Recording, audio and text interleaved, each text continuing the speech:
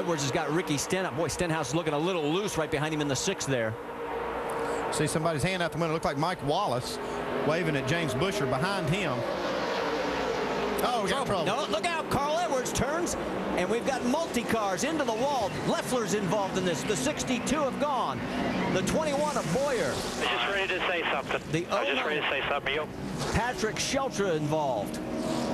The 16 of Colin Brown, the one thing he did not need because he's out of this seat. And we've got a car on fire down in the corner of turn 1, and it is Mike Wallace. He had a great beginning to this race. There's the damage to Stephen Wallace. There's what's left of the 60 of Carl Edwards. Saw one car go spinning down and actually hit the inside wall and then kept going all the way to turn 1 like the throttle was on. That was Michael Annette also in the 15.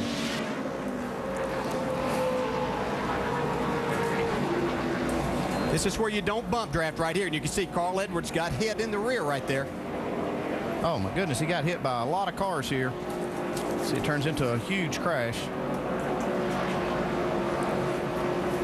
That goes back to a little bit of the inexperience that we're talking about. There are just places on this with these bumpers not line up. You see, he just lifted the rear wheels off the ground. Well, Stenhouse was excused from last week's team meeting. I'm not sure he's going to be excused from this week's.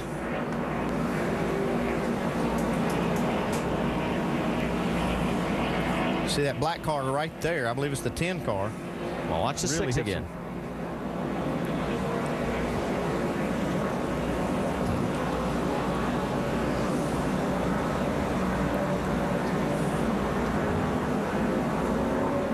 Just so many cars spinning, it's hard to follow each one.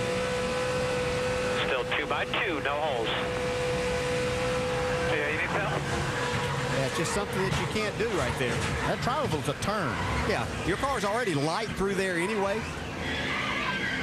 See, Carl's got his hands off the wheel. He knows he's going to get hit. And you saw how many times it snapped back Yeah, left, then right. The garage. Keeps you from breaking a thumb or worse, a wrist.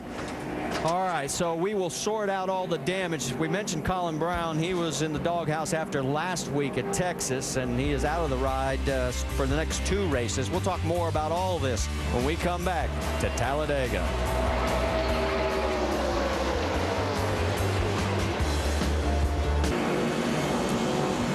At least 6 cars involved in this big one here at the Aaron's 312. As they are shown as off the racetrack. There is James Busher as he's on the hook. No word yet from any of the medical crews. The 38 of Jason Leffler, that's a team that was looking to rebound. It has not been the beginning of the year that they were expecting. And also involved Reed Sorensen, Mike Wallace, Michael Annette, and that is what's left of Reed Sorensen's car. And his car, we noticed on the replay, took a severe hit into the right side wall. He hit the outside wall really hard and then went down to the inside, a long way down to the inside, hit the inside wall, and actually carried on some speed even down into turn 1. He didn't hit the outside wall there, but looked like he got the worst of that crash for sure. Yeah, this is Mike Wallace. He was the first one to hit Carl Edwards after he spun. He was still running wide open at well over 180 miles an hour. We are told now from NASCAR officials that pit road will be open this time by, so everyone will come in here as we are working lap number 25. Yeah, this would be a good time to take 4 tires because of that big accident there. You never know how much debris you run through, so it'd be a good chance to just go ahead and take 4 tires and not have to worry about that. And this does take the place of the mandatory caution that we would have had back on lap 20.